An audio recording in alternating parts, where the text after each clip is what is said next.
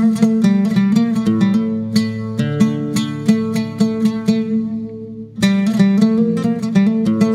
all of you. I'm delighted to welcome Geshe Lobang Yonten. Geshe, by the way, in case you were not familiar, is in the Tibetan Buddhist tradition the equivalent of a PhD. Geshe is going to be talking about his work in Zanskar, which is near Ladakh, right? And it's a remote region where there are a lot of traditional and indigenous Tibetan or Burmo-Tibetan people who have always lived there. Most people think when they think of Tibetans are only in Tibet, but that's not true. That culture runs a wide swath in that whole area. And Geshe-La has been working for many years to bring the children from that remote region to give them an education. So we're going to hear about that for about a half an hour. So I think we discuss this and then open it up to questions. I'm delighted to see so many of you here, Korbel students and non-Korbel students. All right, I think I'll stop there, turn it over. So, first of all, I did want to say thank you so much for everybody to come here to listen my talk. But I don't think I can talk too much, so many things, something special. First, I will talk to you about very short experience of my life. Second, I will talk about my project. Third, I will leave the time for question and answer. Actually, my name is Lobsang Yonten. I was born in Ladakh, Zanskar. Ladakh and Zanskar used to be part of Tibet before 1947. And after 1947, Zanskar and Ladakh became one part of India. Historically or culturally, I am Tibetan. Politically, I'm Indian. I came to America with the groups of Dibung Goma Monastery. I spent almost 17 months every state of America. I visited different college, school, university, Dharma center, so and so. So even though when I was studying in South India, I was, keep thinking about Ladakh and Zanskar. Because Ladakh and Zanskar used to be one part of Tibet. We have our unique culture, unique language, unique history. But we have to send our children to a government school. In the government school, they teach only Urdu. It's okay, Urdu is as a language. But in the language, there's not anything about our culture, our language, our history, our religion. Then I was very worried in the future, if we keep sending the children in the government school, in the future the children will lose their unique culture, unique identity, and their unique religion. Then I thought, why don't I should bring the children from Ladakh, Zanskar, also other parts of Himalayan region to Tibetan school, let them study modern education, also same time they can learn their unique culture and language and history. That's why first time I took 17 children from Zanskar, where they were born in really poor family. And I visit each family and make sure they are really poor or not. I'm sure then everybody has question.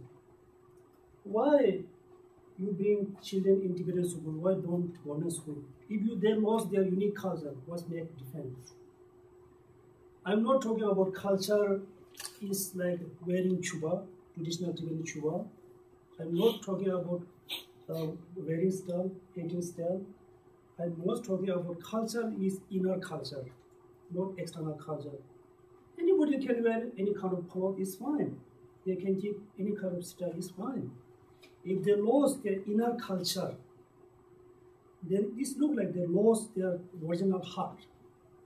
When we lost our original heart, we can replace another heart, but heart is not, real heart. So that's why I don't want to lose the inner culture in Ladakh and Zanskar, because Ladakh and Zanskar also one part of Sikkim and Darjeeling remains as like a original Tibetan. That's why people usually call Ladakh Zanskar is Little Tibet. So this is my project to bring many children from Ladakh Zanskar to Tibetan school. In Tibetan school, they can have modern education, also traditional education. Usually I call external education and internal education. External education is referred to like medical, science, astrology, English, grammar, so and so. Internal education I refer to here, not refer to here religion. I usually talking to people, religion is not so important. Not important, not so important. But important is that be good human being is more important rather than the religion. For example, I'm a Buddhist monk. If I say I'm a Buddhist monk, if I have lots of emotion, lots of anger, lots of attachment, lots of hatred, then doesn't make sense. I'm a Buddhist. I am a religious. So that's why religion is not so important, but be good human being is more important than the religious. That's why I want to see all the children become good human beings rather than the religious person. So I really want to see not only in my country, not only in India, I want to see, I wish all human beings become good human being.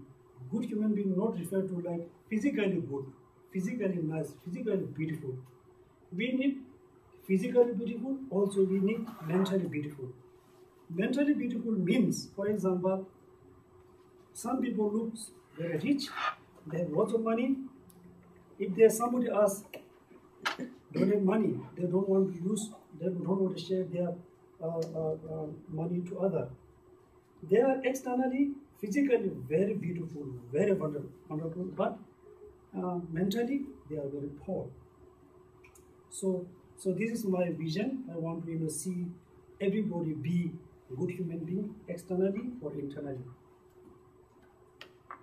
And the third my project. So first, try to bring lots of children from different places to a Tibetan school. Second, my vision, I want to see all the young generation be good human being. And third, my vision, I want to do lots of water project in like some many part of Himalayan region, especially in Zanskar, because we have maybe more than 50 villages in Zanskar. Some villages there's no enough water. They already move some other place.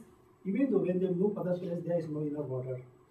But we know we have lots of water behind the mountain. We cannot bring the water this place. So sort of like a water project and an environment project is my like a third project.